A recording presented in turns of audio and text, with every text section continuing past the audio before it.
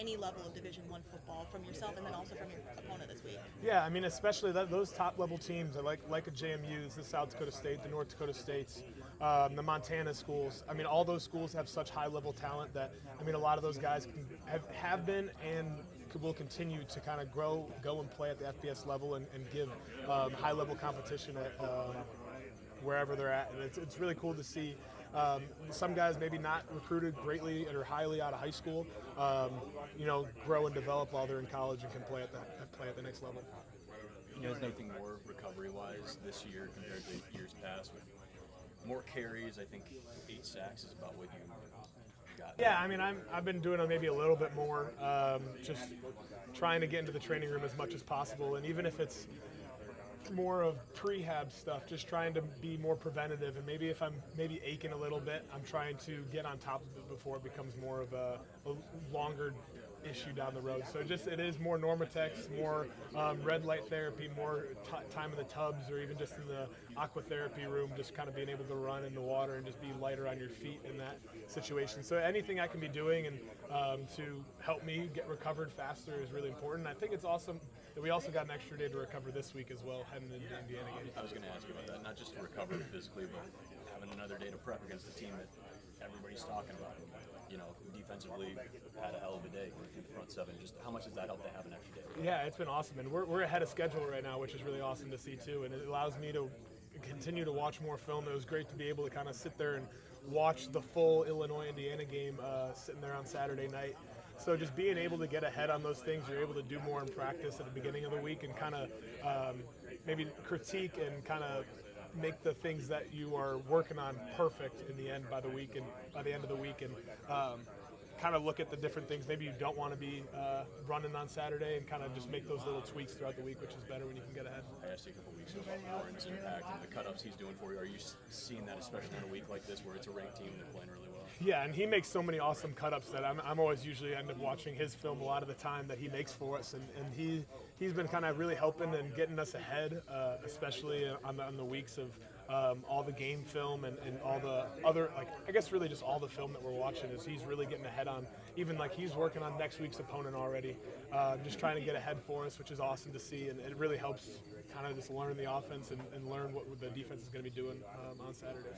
Having the rare opportunity to actually watch your next opponent live, what were some of your initial reactions to watching that Illinois-Indiana game? Yeah, I mean, I was kind of surprised to see how big of a margin of victory it was, how fast they got on that other team. So again, on Saturday, we got to be able to start fast and kind of try and get on them right away.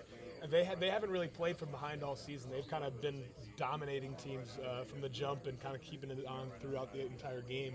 So if we can try to do that on Saturday and kind of see how they react, I think it'll be important. You're one of the few guys on this team who's gotten the chance to play in Kinnick as the opponent. How challenging is it to win in Kinnick when you're the road team? It's very challenging, and the crowd makes it very difficult in those senses. And I mean, when I played here, we started off the game with 2 false start penalties, and when you start the game 1st and 20, that makes it really difficult. So as long as the crowd can kind of continue to stay into it, hopefully be loud enough where they can't even hear themselves in the field, I think it's going to be a real advantage on Saturday. How's it been having Bolton in the backfield once again? It was awesome. It was awesome to have him back.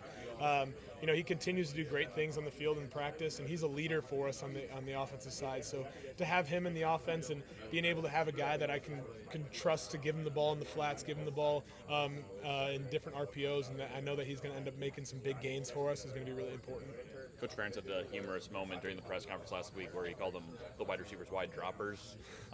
You had 4 completions of 20 or more yards to wide receivers. What allowed them to kind of bounce back from a rough game against UMass? Yeah, I think it's just our continued belief in those guys that we continue to work after practice, continuing to try and improve and build those connections, build those relationships.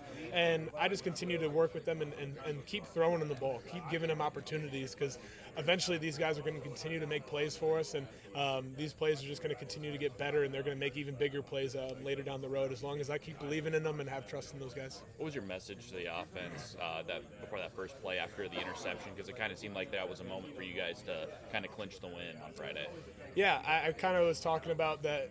We've been responding all day, responding to their it was a blocked field goal opportunities or whether they were scoring touchdowns. And I kind of told the offense that we got to go out there, respond, and go out there and finish this game. We have an opportunity to be the reason of that this game is over, and we took advantage of that. We were able to run the ball down their throats at the end of the game and finish off the game with a 10-point lead. You had kind of the celebration. Was that planned, or is that just kind of in the moment? It was kind of just in the moment, you know. It was kind of cool to see. It was an awesome atmosphere. I mean, their fans were super loud all day. We ended up having to go some silent count on some of the third downs, and to kind of do that and hear the entire crowd kind of almost go silent when we scored that final touchdown. I was kind of just letting them know that I couldn't hear him anymore, so it was kind of fun. I don't know if there's a way for you to explain this without giving too much, but when you on the plays you go like, you guys are all like pre-snap.